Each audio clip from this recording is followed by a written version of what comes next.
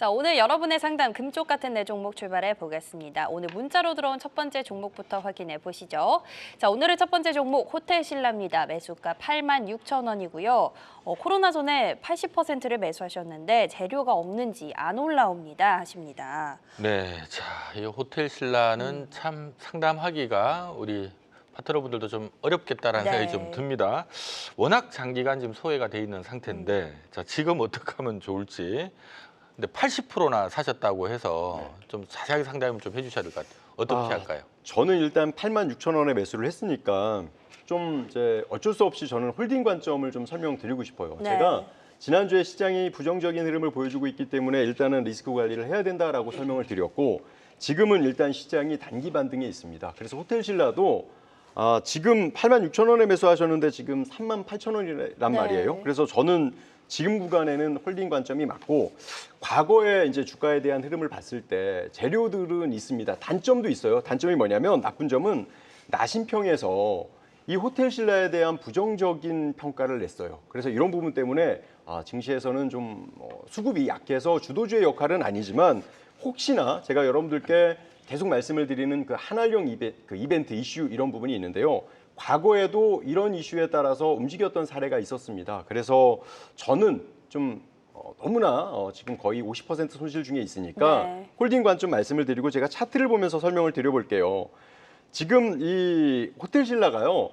주도주에서는 분명히 아닙니다. 그래서 오히려 저는 반등을 할 때 비중을 줄이셔서 좀 더 강한 종목으로 갔으면 좋겠다라는 생각을 하는데 심리적으로 보실 때 8만 원에 매수했는데 이걸 비중을 줄인다? 저는 좀 쉽지 않을 것 같다는 생각이 들어요.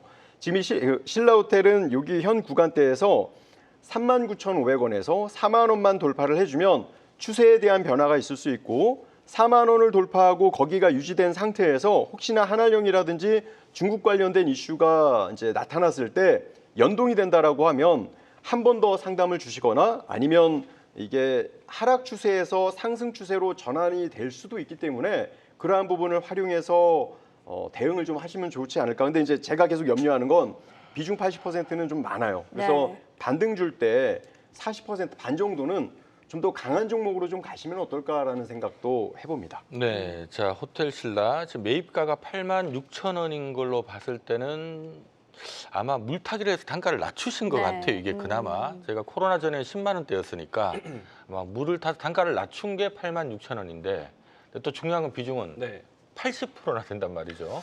어떻게 할까요, 이 강국은? 비중이 큰 상태이고 또 손실폭도 크다 보니까 네. 저 역시도 지금은 손절할 때는 아니다. 좀 불가피하게 버티셔야 되지 않을까 생각을 하고 있고요. 우선 이제 호텔신라는 좀 여러 가지 단계를 좀 넘어가야 됩니다. 그동안에 이제 코로나 이 사태 속에서도 또 그리고 또 한알령에 대한 부담 속에서 실적이 상당히 좀 꺾였고요. 특히나 이제 면세점에 대한 수요가 여전히 좀 부진하다 보니까 네. 실적에 대한 추이가 좀 바뀔 때까지 사실 들여다보기 좀 어려울 것 같아요. 만약에 없는 분들의 입장에서도 주가가 상당히 좀 많이 빠져 있고 바닥을 지지하는 형태로 해서 바닥이 아닐까라고 진입한다. 저는 사실은 그 부분에 대해서 좀 반대입니다. 물론 이제 가장 싼 가격대를 형성하는 것처럼 보이긴 합니다만 앞에서 전태룡 대표님이 이야기해 주신 것처럼 주가의 주도주 역할을 하지 못하다 보니까 저는 후순위에서 이 종목을 보게 될 것 같고 네. 시청자님 같은 경우에는 앞에서 이야기해 주신 것처럼 반등 시 매도 관점 저도 동일한데 우선은 이제 시장이 저는 지금도 이제 급락장을 피해서 반등하는 시점이 상당히 중요한 시점이라고 보거든요. 우리가 1년 연중에 상승장의 분위기를 보는 기회는 흔치 않습니다.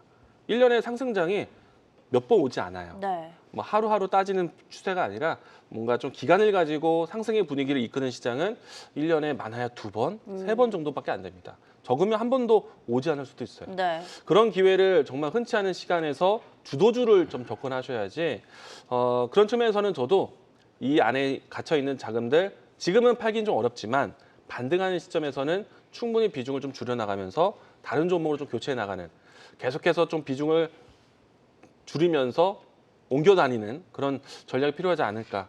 지금은 현재 위치에서는 드릴 말씀이 없을 정도로 네. 너무나 손실폭이 크세요. 그래서 이제 1차적으로 했을 때는 적어도 5만 원 라인 때까지는 좀 버티는 힘이 좀 필요할 것 같고 그 이후부터 해서는 손실폭은 여전히 큽니다만은 저는 계속해서 비중을 좀 줄이면서 종목을 대응하셔야 되지 않을까.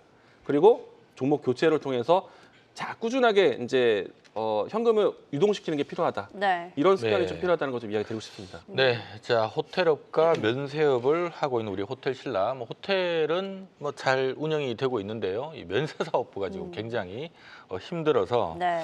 자 주가가 10만 원대 있던 게 지금 거의 뭐 4만 원 이하로 빠져 있는 상태입니다. 이만큼 빠졌다는 얘기는 악재도 반영하고 있다는 얘기니까 뭐 여기서 더 빠질 종목은 아니긴 한데 문제는 그렇다고 여기서 또 크게 올라갈 종목도 아니라는 거죠. 네. 그래서 이러면 이제 두 분이 얘기하신 부분 정리를 하면 일단 홀딩 하시되 네. 반등을 이용해서 좀 줄여 나가자라는 관점이고요. 이게 보통 호텔신라 반등 나오려면 면세사업부에 대한 희망이 좀 붙어야 되는데 네. 그럼 보통 이제 중국에 대한 어떤 희망, 네. 어찌 보면 미중 뭐 대화 가능성이라든가 한한령 완화 이슈 이런 거 붙으면 면세사업부 좀 살아나는 거 아니냐 이런 네. 분위기 좀 뜨거든요. 그거 이용해서 좀 빠져나오는. 다행히도 그래도 2분기 말에는 그런 이슈가 좀 있지 않을까 싶네요. 좋습니다. 일단은 뭐 뉴스를 기다리면서 힘드시겠지만 조금 더 기다려보시는 쪽으로 전략을 잡으셔야 될 것 같습니다. 첫 번째 종목 호텔신라 만나봤고요. 이어서 두 번째 종목 확인해 보겠습니다. 이번에는 전화로 상담 연결되어 있네요. 네, 시청자님 안녕하세요. 아유, 안녕하십니까. 수고 많이 하십니다. 아, 감사합니다. 안녕하세요. 오늘 어떤 예, 종목 예. 상담 도와드릴까요? 예, HD 현대 일렉트로닉스. HD 현대 일렉트릭이요. 예, 예. 네, 이거 이름이 좀 길죠. 매수하신 가격 어떻게 되세요? 33만 원에 20%요. 33만 원에 20%요. 예. 요 정도면은 매수하신 지는 얼마 안 되신 건가 봐요? 예, 한 20이 됐는가? 네. 20일 근데 요즘 정도. 들어서 너무 많이 빠져버렸고, 이걸 손절해야 될지 아니면 가져가도 되는지, 매수가, 아니, 목표가하고 손절가하고 알고 싶어서요. 아, 알겠습니다. 엊그젠가 조금 많이 빠져서 걱정이 되셨을 것 같은데 목표가, 손절가 요거 궁금하신 거죠, 아버님? 예, 예. 알겠습니다. 그거 질문 드려볼게요. 가격 네. 부탁합니다. 네. 자, 현대 일렉트릭. 자, 이게 거의 뭐 올해 불과 2달 전까지만 하더라도 시장 주도주였는데 네. 최근 흐름이 굉장히 안 좋습니다. 자, 이러면 이건 이제 꺾였다고 봐야 되는 건지 눌림목이니까 기회로 봐야 되는 건지 아마 이 부분이 궁금할 것 같아요. 어떻게 보십니까? 저는 일단 지금은 단기 차익 구간이 오고 있다. 이게 기업은 너무 좋은데 매수 타이밍이 좋지 않았어요. 그래서 저는 좀 결론을 말씀을 드리면 지금 일단 시장이 좋으니까 아마도 28,000원, 28만 원 이탈하지 않으면 저는 홀딩 관점을 말씀을 드릴게요. 다만 시장이 좋아서 대부분의 종목들이 상승한다 하더라도 이렇게 이제 단기 차익이거나 미리 선반영돼서 상승하는 그런 종목들은 매도를 하려고 하는 그런 욕구들이 커요. 그래서 상승하려면 시간이 좀 필요할 수도 있다라고 보여지는데 좋은 점은 실적에 있습니다. 실적이 앞으로 1조나 더 돌파할 수 있는 그런 기대감들도 있고 그리고 그런 선반영 때문에 최근에 차트를 잠깐 보시면 거의 뭐 8만 원에서 4만 원대까지 올라가는 모습을 보여줬어요. 그리고 나서 지금 다시 한번 차익 실현이 나오고 있고 눌리는 모습들을 보여주고 있는데 현 구간대에서 저는 지금 워낙에 또 이제 주가가 또 시장이 좀 좋아질 수 있는 그런 모습들을 보여주고 있기 때문에 네. 단기 차익을 보여주는 것이고 다시 한번 재돌파가 있을 거라고 보여집니다. 그래서 지금 전략은 아까도 말씀을 드렸지만 28만 원 구간을 이탈하지 않으면 다시 한번 상승할 가능성이 있고 다시 한번 전고점 돌파 시도까지도 있을 가능성이 크다. 오늘은 음봉이 나왔지만은요. 지금 현재 관련 업종들과 이슈들이 계속 커지고 있는 그런 모습들을 보여주고 있습니다. 그래서 조금 더 홀딩 관점으로 보셔도 전 나쁘지 않을 것 같습니다. 네, 자 지난해 5만 원대에서 올해 연초에 40만 원을 넘어선 네. 대단한 상승을 기록했던 종목입니다. 근데 최근에 2월 달부터 시작해서 네. 파르게 꺾이고 있거든요. 네. 이거 지금 저가 매수 기회로 봐야 되는지 아니면 이거 꺾인 걸로 봐야 되는지 어떻게 대응하면 좋을까요? 저는 꺾였다고 생각되지는 않고요. 일단은 주가가 좀 그동안 많이 올라왔던 것에 대한 차익성이 올해 초에 이루어졌다고 생각이 되는데 다시 한번 또 이 종목을 또 지켜볼 수 있는 모멘텀을 지금 챙겨가고 있다라고 생각합니다. 우리가 이제 이 전력망 공급에 대한 이슈는 지난해에도 많이 들어보셨기 때문에 미국 현지 안에서의 생산 공정을 가지고 있는 HD 현대일렉트릭은 상당히 멀리 올라갔거든요. 그리고 이제 추가적으로 지금 빅테크 기업들에 대한 투자는 아직까지도 감소되진 않았어요. 계속해서 늘려가고 있는 추이고 그런 측면에 따라서 전력 공급도 여전히 유지되는데 저는 여기서 플러스 알파 모멘텀이 생겼다고 봐요.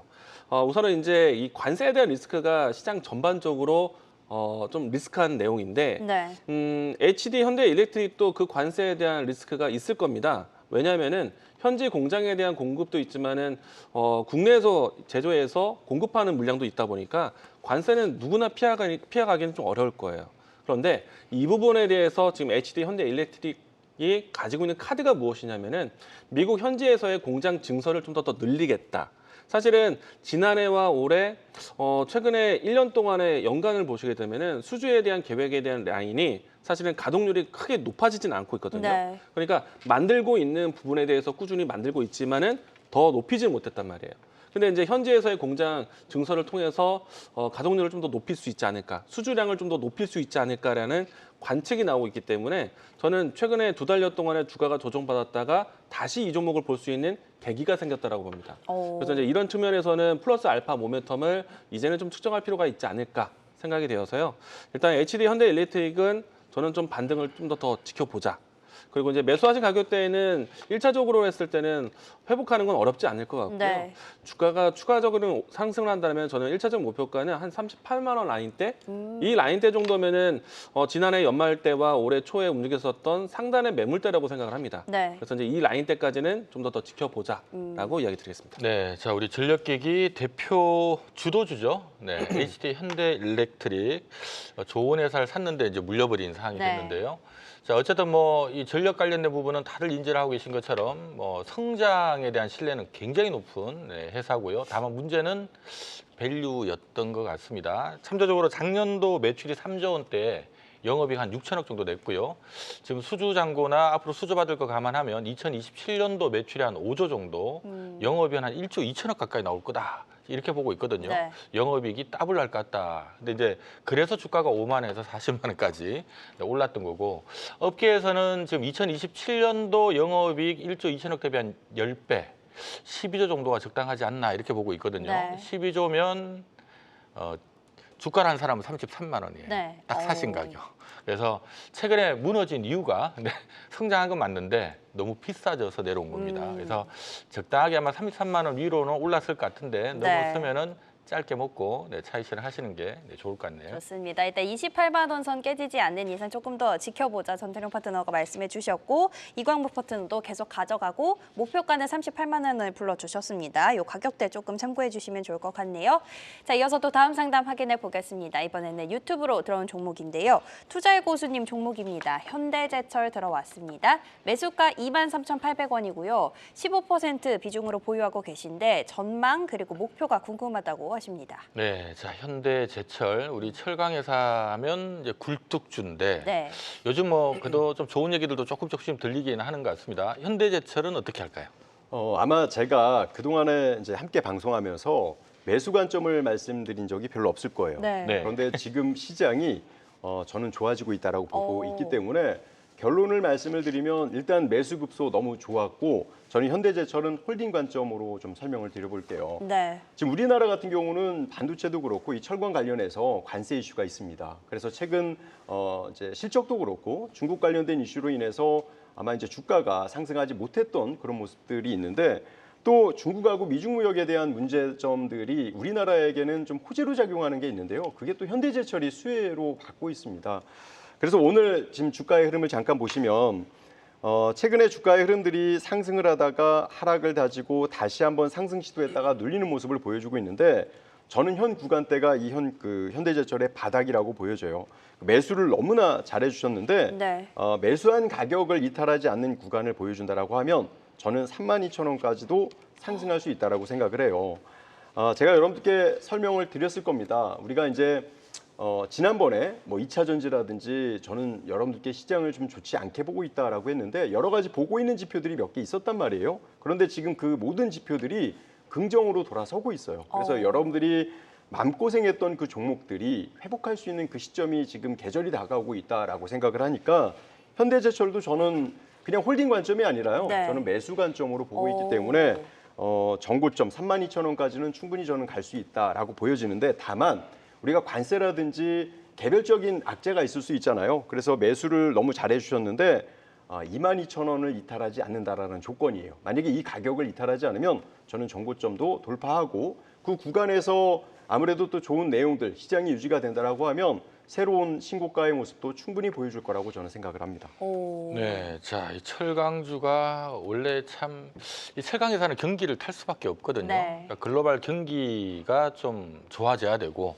특히 아무래도 이제 중국 경기가 좀 좋아져야 이 철강 업황도 좀 좋아지다 보니까 지금 그동안에 글로벌 경기도 안 좋고 특히 중국 경기가 너무 안 좋다 보니까 이 철강주도 아주 장기 지금 소외를 지금 받고 있다가요. 그나마 올해 들어서 이 미국의 중국 대리기 부분에서 이제 관세 수혜를 좀 볼 수 있다 해서 반짝 올랐다가 다시 원위치 돼버렸습니다.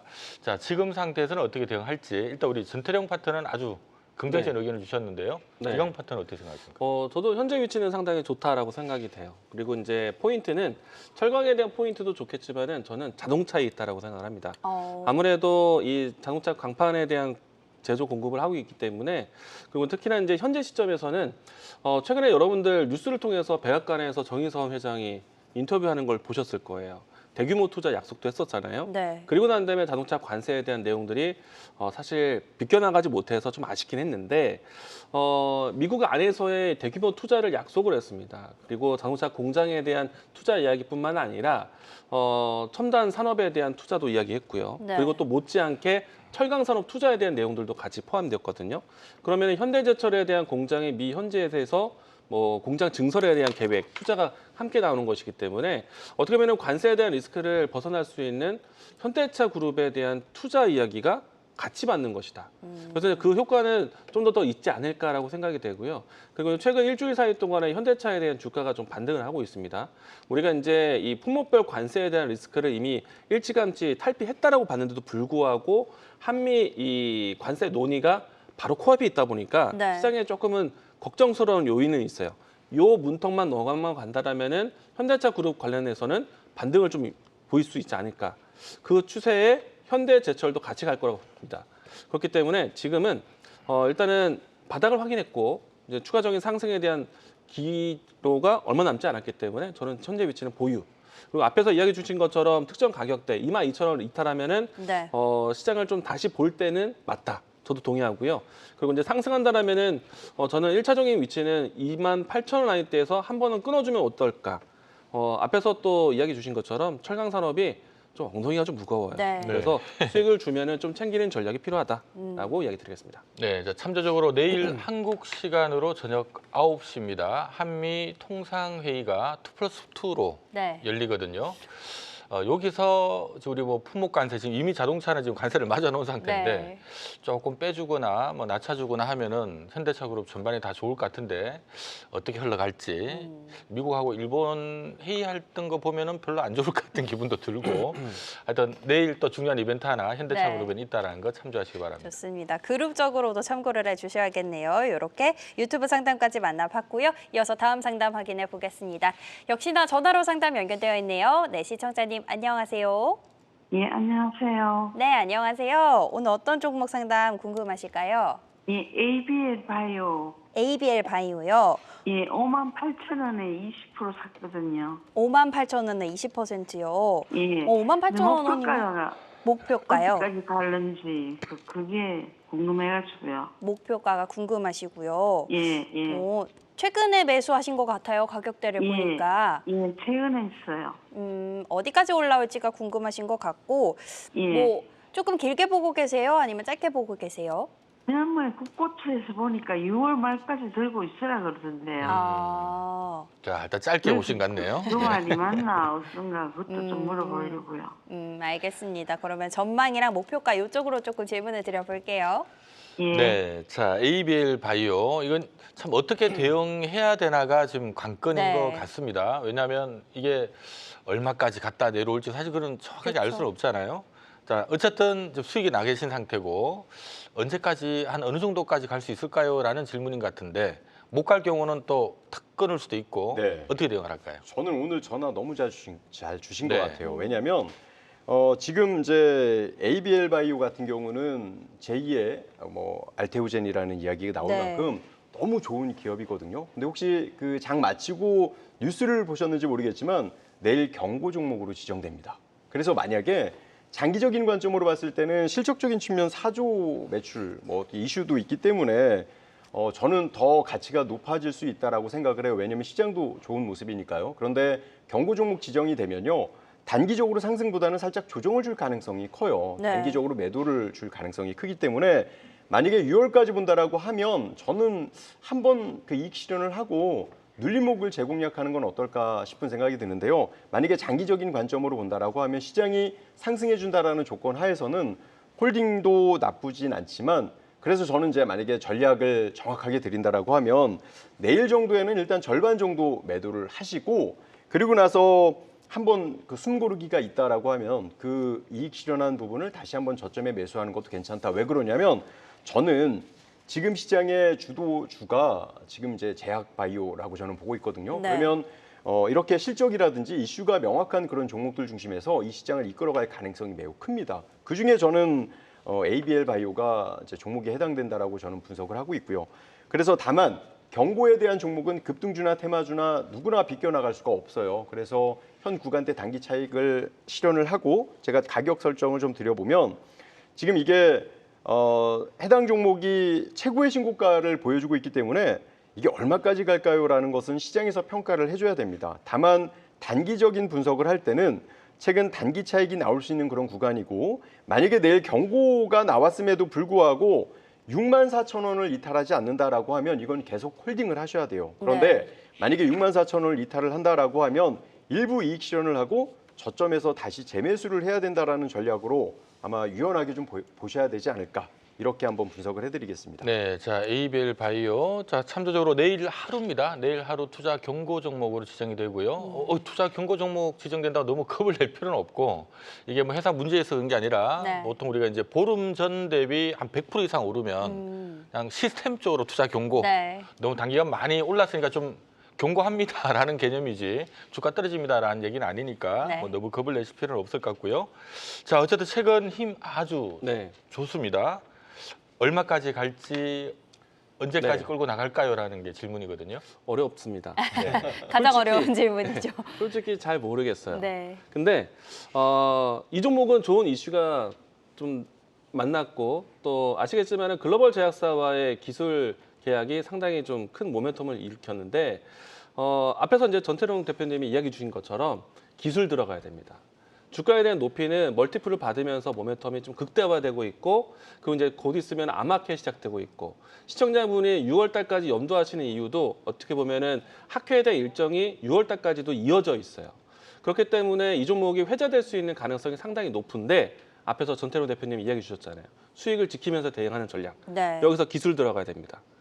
그렇죠. 분할 매수처럼 분할 매도하듯이 수익을 챙기면서 대응하셨으면 좋겠고 저는 여기서 한 가지 조언을 드리면은 주가 차트를 보시게 되면은 빠르게 올라온 만큼 빠르게 이평선들이 따라오고 있어요.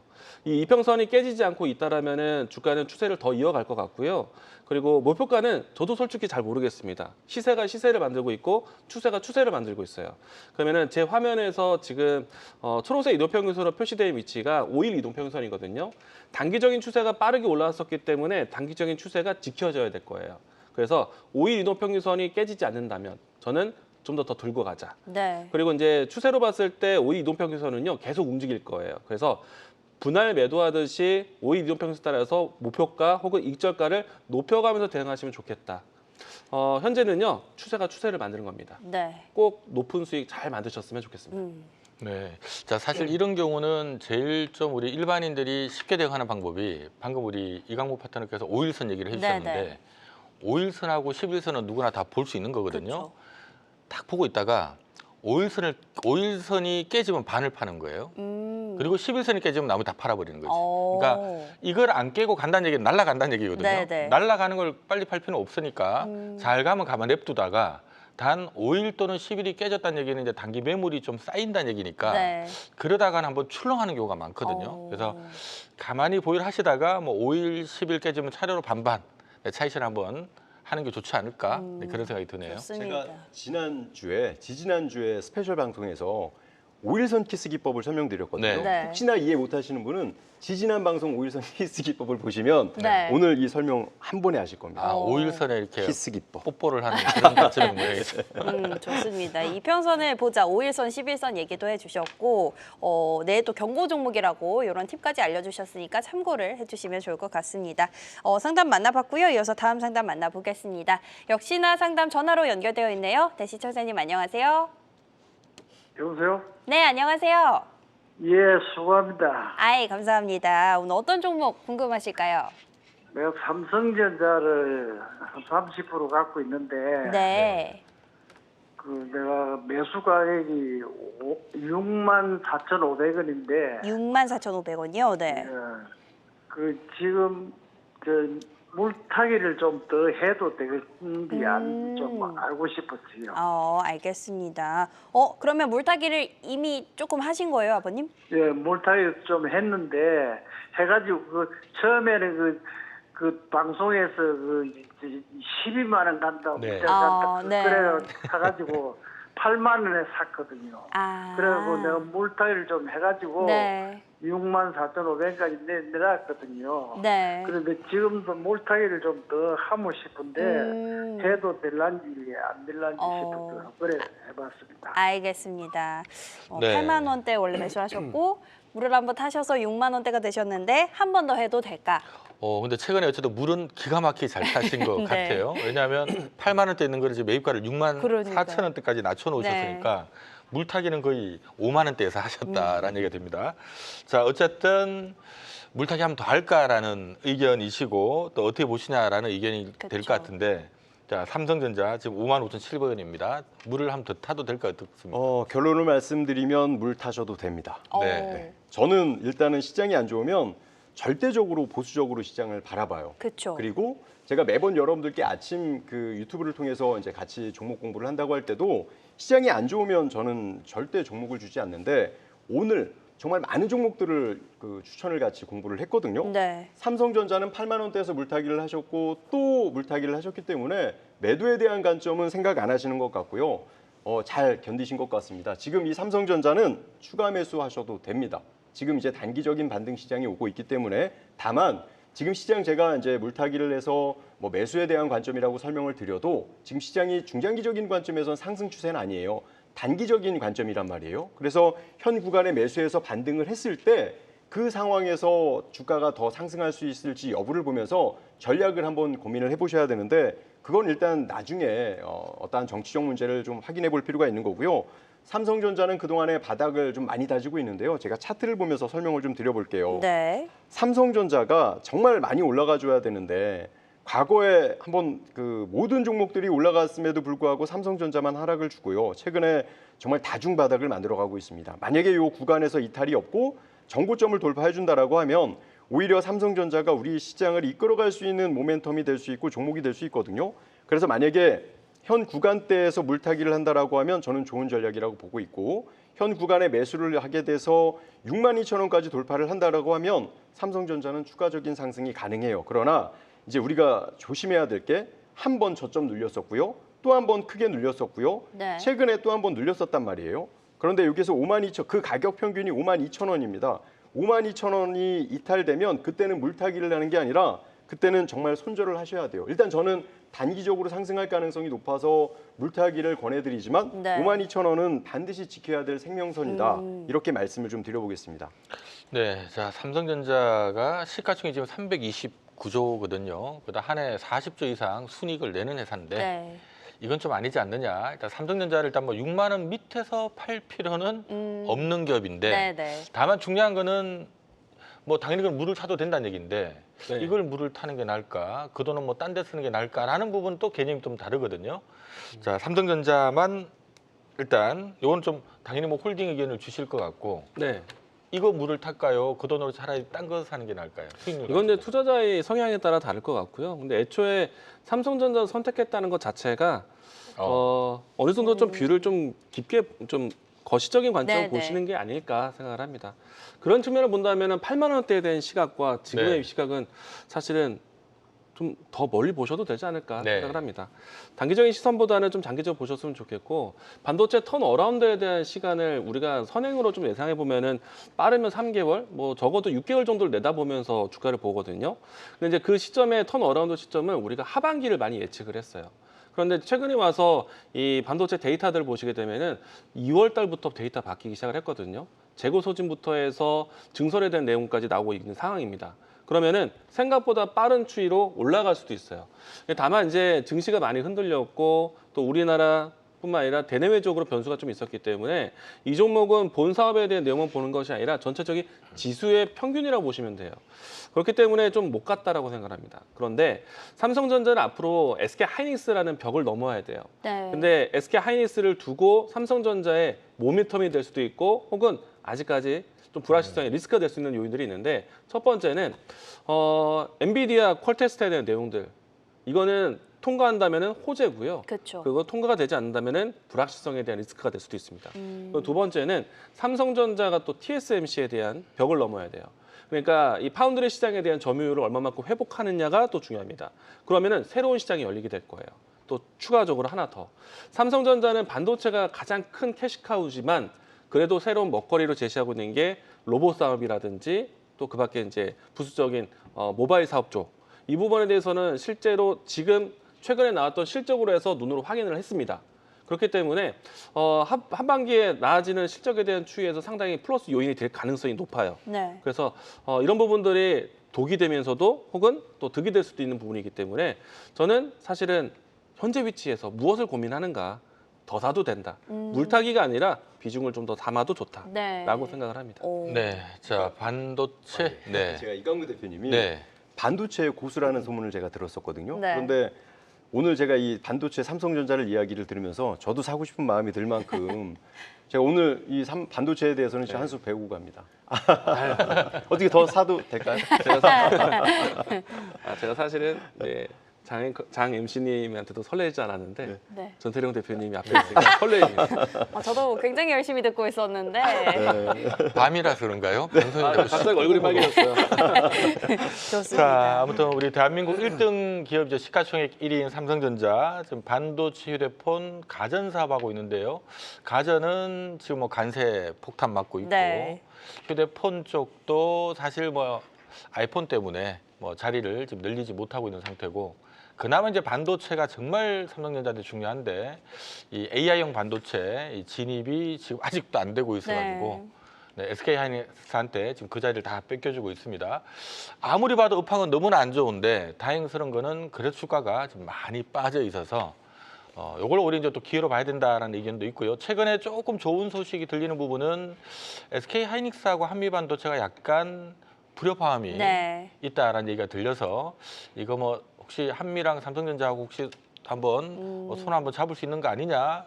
그러면 삼성전자도 뭐 하나 또 하는 거 아니냐? 이런 기대감도 살짝 붙고 있어서 제가 봤을 때는 조금 기대를 하고 보셔도 네, 괜찮지 않을까라는 생각이 드네요. 좋습니다. 뭐 국민 주식이죠. 장기 투자 느낌으로 대부분 보실 텐데 그래도 짚어주신 내용들 보면은 일단은 조금 기다려도 될 것 같다. 뭐 물타기가 아니고 매수 관점에서도 괜찮다. 이렇게 얘기해 주셨으니까 조금 참고해 주시면 좋을 것 같습니다.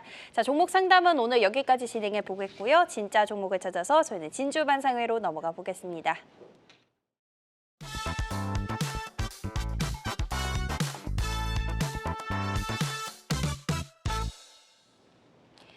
자, 오늘 두 분이 선정한 진짜 주식 만나보는 시간입니다. 또 우리 전태룡 파트너는 지난주엔 굉장히 리스크를 강조하셨는데 오늘은 또 굉장히 시장 얘기를 좋게 해주고 계셔서 종목이 궁금하고 이광무 파트너는 네. 월요일에도 나오셨었는데 오늘은 또 어떤 단기 종목 가져오셨을지 네. 궁금합니다. 단기 종목, 중장기 종목 확인해 보겠습니다.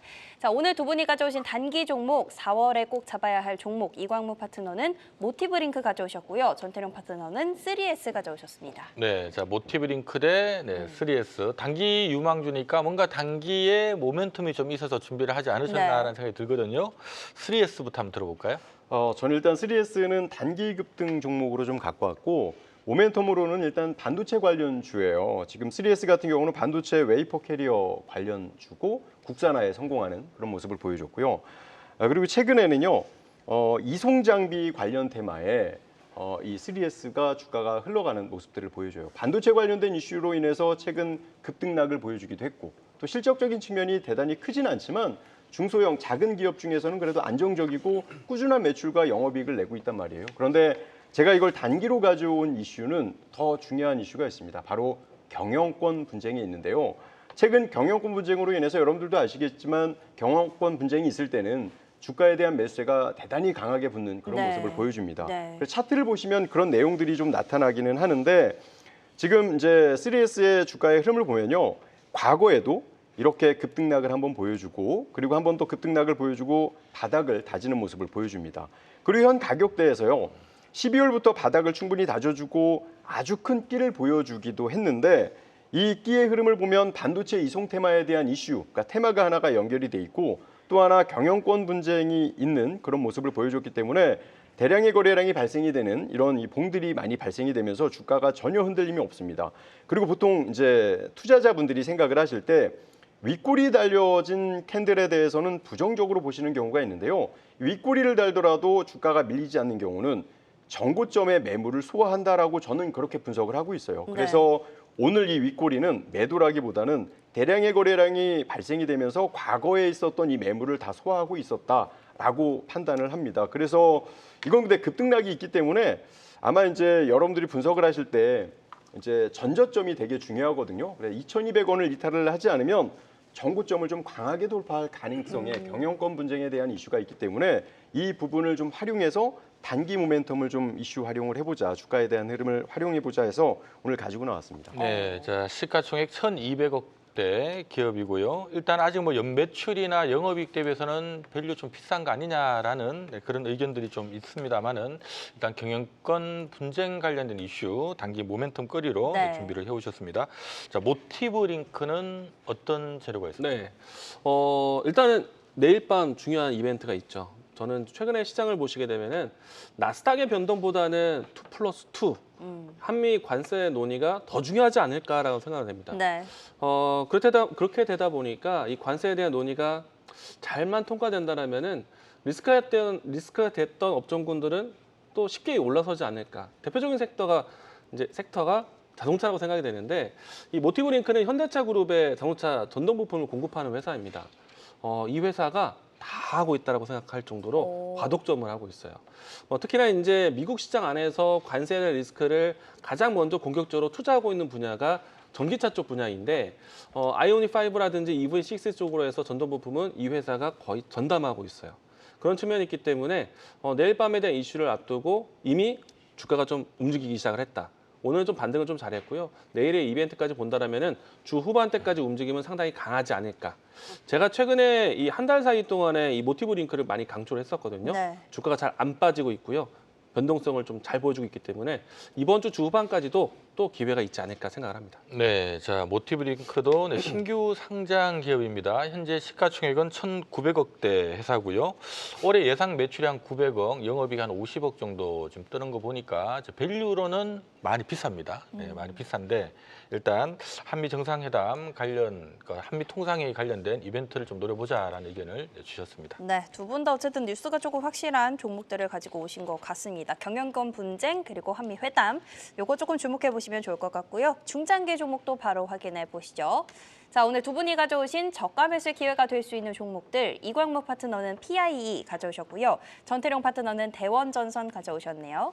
자, 대원전선부터 한번 또 들어볼게요. 이거는 이제 중장기 종목이니까 뭔가 좀 중장기 성장 그림이든 아니면 너무 싸든 뭐 뭔가 있을 것 같은데 대원전선은 어떤 맥락일까요? 네, 대표님이 정확하게 보셨어요. 뭔가 좀 있기는 합니다. 네. 이 종목 같은 경우는 오늘 이제 정부 정책인데 에너지 고속도로 확대 기대감으로 인해서 오늘 시세를 주기도 했고 그리고 여러 가지 이슈들 중에서도 전선 관련, 전력 관련된 이슈도 있고 또 하나가 원전하고도 연결이 되어 있어요. 그래서 보통 과거의 흐름도 이런 지금 설명드렸던 그 테마 종목들 중에 정책주 중에 하나만 연결이 돼도 급등해줬던 그런 모습을 보여줍니다. 그래서 단기 이슈로는 어떠한 테마가 연결이 될지는 우리가 지켜보기 위해서 저는 대원전선을 단기 이슈보다는 중장기 이슈로 좀 체크를 해봤는데 네. 주가의 흐름을 보면서 제가 간단하게 한번 설명을 드려볼게요.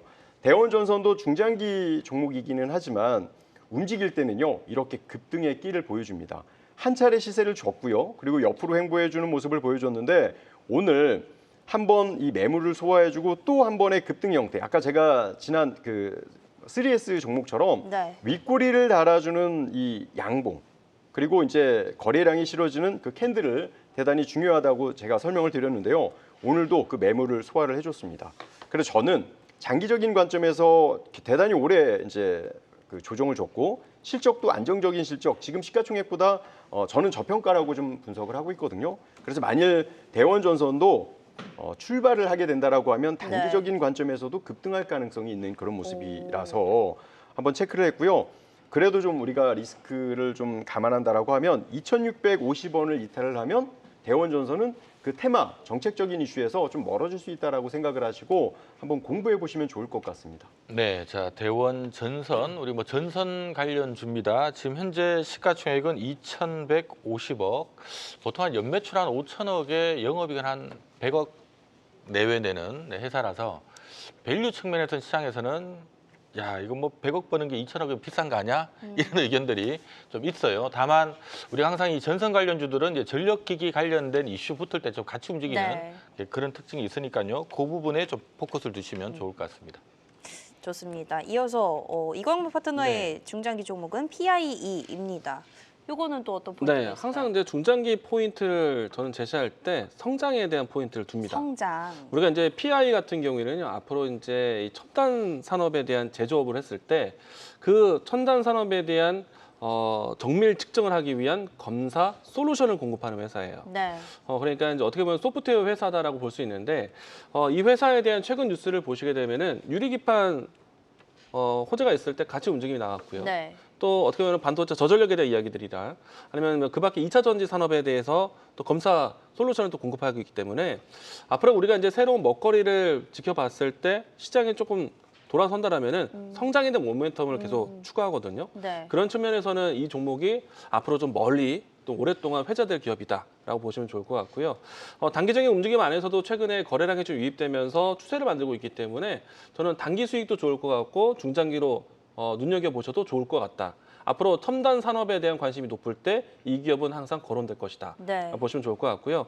최근에 와서는 저는 항상 강조드리고 있는 위치가 21선을 회복하는 위치에서 거래량 터지는 걸 보고 있거든요. 왜냐하면 시장이 한 번은 쿵 떨어졌었기 때문에 빠르게 시장을 좀 안전할 수 있는 21선 올라오는 게 더 중요하다. 근데 21선을 거래량과 함께 올라왔어요. 그래서 단기적인 추세도 좋을 것 같고 중장기로 모멘텀도 상당히 좋다. 제시해드리도록 하겠습니다. 좋습니다. 네, 자 PI도 이것도 이제 신규 상장 기업입니다. 지금 현재 시가총액은 3,300억대 기업이고요. 올해, 내년, 내후년 지금 실적 전망치가 지금 안 뜨고 있어서 지금 제일 가까운 작년 거를 보면 작년 매출이 한 1,200억에 영업이익 100억이라서 PER 한 30배가 좀 넘거든요. 그래서 업계에서는 야 이거 이미 미래 성장 기대감을 선반영한 거다. 라고 보는 의견도 있고 네. 아니야 앞으로 더 볼 수 있어 뭐라는 관점도 있는데 중요한 거는 뭐 올해 내년 내후년 얼마 버느냐가 지금 관건일 것 같은데 네. 아직은 신규주라서 그런지 실적 추정치는 뜨진 않고 있는 상태네요. 그래도 성장성에 초점을 맞춘다면 PIE 주목해 볼 만하다라고 오늘 중장기 종목으로 짚어주셨습니다.